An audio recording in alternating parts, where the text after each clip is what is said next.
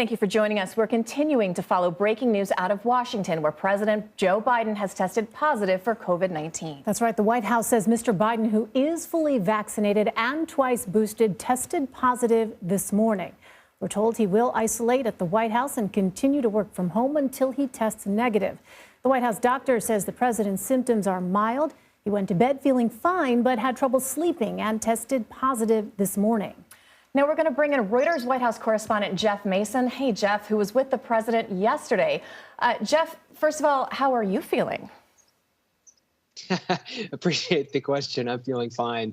We were pretty close to him, though, yesterday. The president did come and speak to reporters on the tarmac at Joint Base Andrews after his trip and sort of leaned in and was not wearing a mask outside. We were outside, and it wasn't a very long gaggle, as we call that. But we were close, so I'll certainly test myself at some point today and wish him a speedy recovery as well. All right. And, Jeff, we want to let our viewers know that the president has just tweeted. Let's show our viewers this tweet. This is actually my first time seeing it. It says, "Folks, I'm doing great. Thanks for your concern. Just called Senator Casey, Congressman Cartwright, and Mayor Cognetti, my Scranton cousins, to send my regrets for missing our event today. Keeping busy." There he is.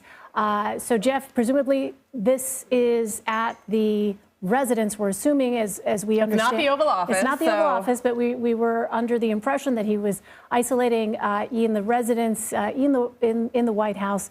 But, Jeff, tell us what was...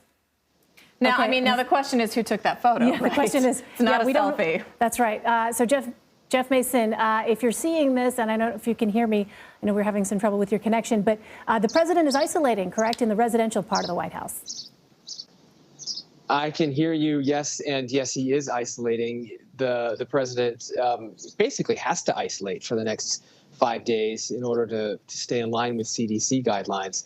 So he was supposed to travel to Pennsylvania today and then go on to Wilmington. That trip has been canceled. But he does look pretty good in that picture, as you say.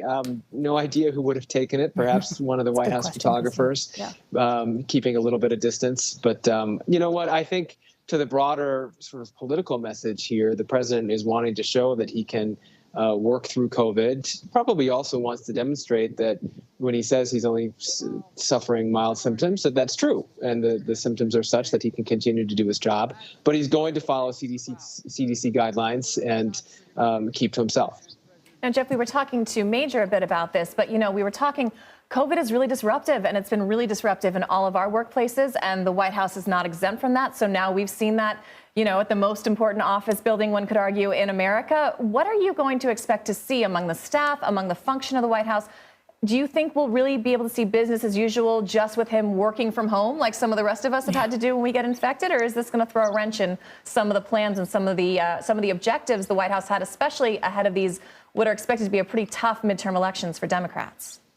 Absolutely. You know, there's a couple different factors to keep in mind when answering that question. Number one, does him having COVID, does that lead to a larger or a broader outbreak in the White House? There were certainly a bunch of staff on Air Force One yesterday, along with lawmakers and press and Secret Service. If that does become a broader outbreak, that will certainly impact how the White House works.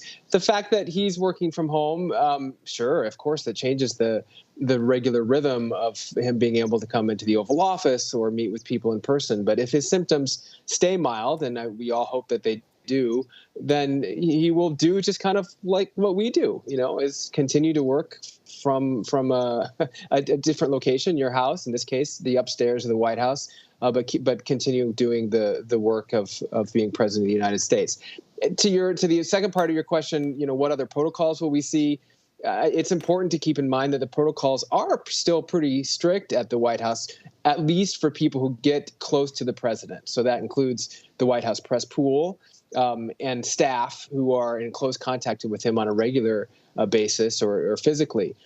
As we've discussed before, others who don't necessarily get as close, other reporters, for example, from the press corps, are not required to be tested every day. Will that change? My guess is the answer to that is no, because they also want to show that this country, this White House, can continue to live with COVID, even though cases are going up. So, Jeff, we know that contact tracing is going on, but what can you tell us about your time with the president yesterday, his interactions, and, overall, what did you see with regard to the president's health? Well, I observed a president yesterday who was in good health. I certainly did not notice anything suggesting symptoms yesterday. He was in good spirits. He was hanging out with lawmakers on the plane and then visiting with John Kerry, his climate envoy, yesterday after the event in Massachusetts, where he was talking about climate change. When we landed at Joint Base Andrews at the end of his trip, as I mentioned before, he came over and spoke to reporters, and I was in that group.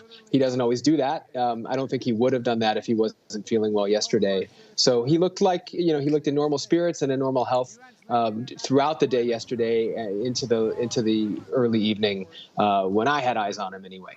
All right, Jeff Mason of Reuters. Jeff, we hope you are okay. Thank you so much for joining us. We really appreciate it.